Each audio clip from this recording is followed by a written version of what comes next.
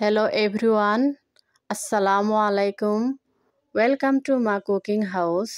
ছোট সাইজের মোলা দিয়ে কিভাবে আমরা বড় মাছ ভেজে ঝোল করব তা আজ আমি আপনাদের সাথে শেয়ার করছি।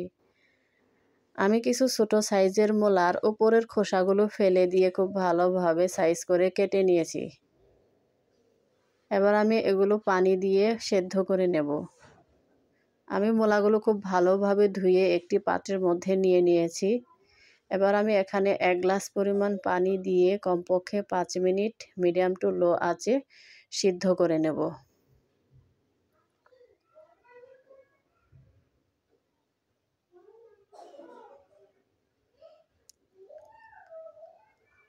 এবার আমি অন্য একটি বাটির মধ্যে 4 টুকরো রুই মাছ নিয়েছি এবং দিয়ে দিয়েছি 1 চামচ পরিমাণ জিরা বাটা এবং রসুন বাটা। দিয়ে দিয়েছি হাফ চামচ লবণ, হাফ চামচ হলুদ গুঁড়া ও মরিচের গুঁড়া। মাছগুলোকে আমি খুব ভালোভাবে মেখে নিলাম। এবার আমি একটি কড়াই বসিয়ে দিয়ে মাছগুলো ভেজে নেব। চুলায় একটি কড়াই বসিয়ে দিলাম। কড়াইয়ের মধ্যে থাকা পানিগুলো শুকিয়ে এলে দিয়ে দেব 1 চামচ পরিমাণ সয়াবিন তেল।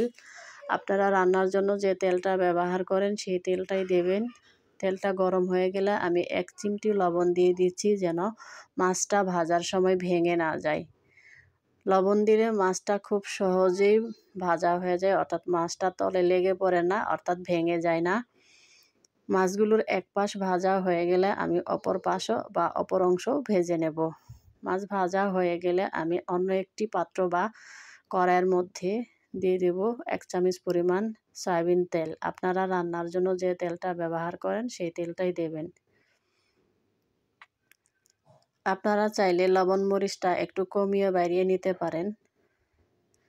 আমি এখানে 1 চামচ পরিমাণ সয়াবিন তেল দিয়ে দিয়েছি। তেলটি গরম হয়ে গেলে দিয়ে দিচ্ছি 1 চিমটি জিরা। আপনারা চাইলে জিরাটা নাও দিতে পারেন।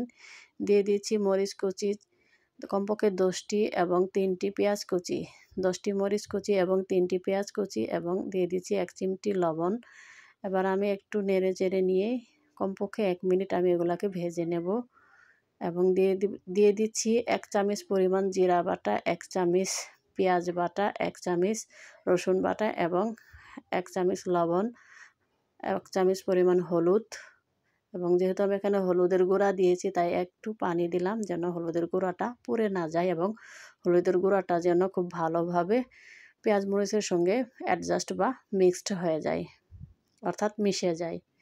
এবার আমি কমপক্ষে 2 মিনিট মশলাগুলোকে ভেজে নেব। মশলাগুলো ভাজা হয়ে গেলে আমি এখানে অর্ধেক গ্লাস পরিমাণ পানি দিলাম। পানি দিয়ে আমি মশলাগুলোকে কমপক্ষে 2 মিনিট কষিয়ে নেব। মশলাটা কষানো হয়ে গেলে এখানে আমি ভাপ বা সেদ্ধ করে রাখা মূলা এবং আমার বেগুন যেগুলো আমি কেটে রেখেছিলাম এগুলো খুব ভালোভাবে ধুয়ে নিয়েছি। দেখুন মূলাগুলো আমি কেমন সিদ্ধ করে নিয়েছি। মূলাগুলো সিদ্ধ করে পানি ফেলে দিয়ে খুব ভালোভাবে ধুয়ে নিয়েছি। মূলা ভাপ দিলে বা সিদ্ধ করে নিলে রান্না করার পর মূলার যে একটা গন্ধ বা ঘ্রাণ সেটা থাকে না।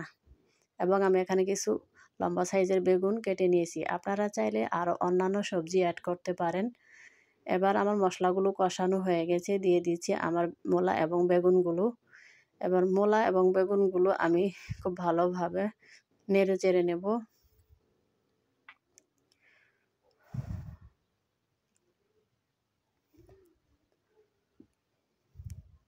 দিয়ে দিচ্ছি আমি হাফ গ্লাস পরিমাণ পানি। পানি দিয়ে আমি মূলা এবং বেগুনগুলোকে কমপক্ষে 5 মিনিট মিডিয়াম টু লো আঁচে সিদ্ধ করে নেব বা কষিয়ে নেব। এটা কষানো এখন একটু অল্প পরিমাণ পানি দিয়ে কষিয়ে নিচ্ছি যেন আমার মূলা এবং বেগুনগুলোর মধ্যে খুব ভালোভাবে ঝোলগুলো ঢুকে পড়ে। ফিরে এলাম 5 মিনিট পর। আমার মূলা এবং বেগুনগুলো কষানো বা সিদ্ধ করা হয়ে গেছে। এখন আমি এখানে আরও 1 গ্লাস পরিমাণ পানি দেব। একটু নেড়ে চেড়ে নিলাম। নেড়ে চেড়ে নেওয়ার কারণটা হচ্ছে যেন আমার মশলাটা সমস্ত বেগুন এবং মূলার মধ্যে ঢুকে যায় এবং মূলা এবং বেগুনগুলো খুব ভালোভাবে সিদ্ধ হয়। ঢাকনা দিয়ে ঢেকে দিলাম আরও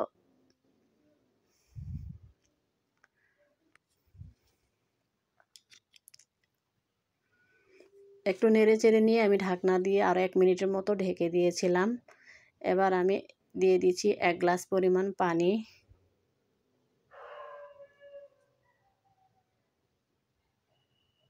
এবার আমি আমার সবজিগুলোকে একটু মিল করে নিলাম যেন সবজিগুলো ঝোলের মধ্যে ডুবে থাকে। ঢাকনা দিয়ে ঢেকে আমি আরও 5 মিনিট সিদ্ধ করে নিলাম। ফিরে আসছি 5 মিনিট পর। এবার আমি আমার সবজি, মূলা, আলু, বেগুনগুলোকে একটু নেড়ে চেড়ে নিলাম যেন খুব ভালোভাবে সিদ্ধ হয়।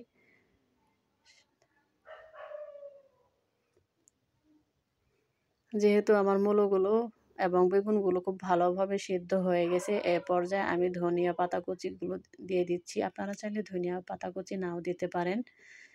যেহেতু আমার রেসিপিটা প্রায় হয়ে এসেছে, ঠিক সেই পর্যায়ে ধনিয়া পাতা এবং ভেজে রাখা মাছগুলো আমি দিয়ে দিলাম।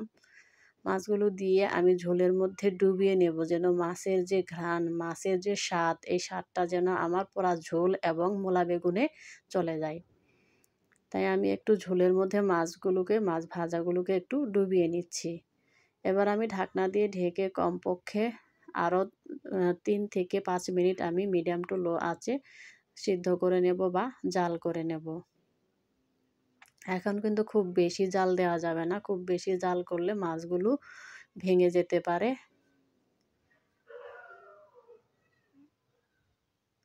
প্রায় 3 থেকে 5 মিনিট আমি জাল করে নেওয়ার পর চুলার আঁচটা বন্ধ করে দেব। আপনারা চাইলে ঝোলের পরিমাণটা একটু কমিয়ে নিতে পারেন। আমি একটু ঝোলের পরিমাণটা একটু এই পর্যায়ে রাখলাম।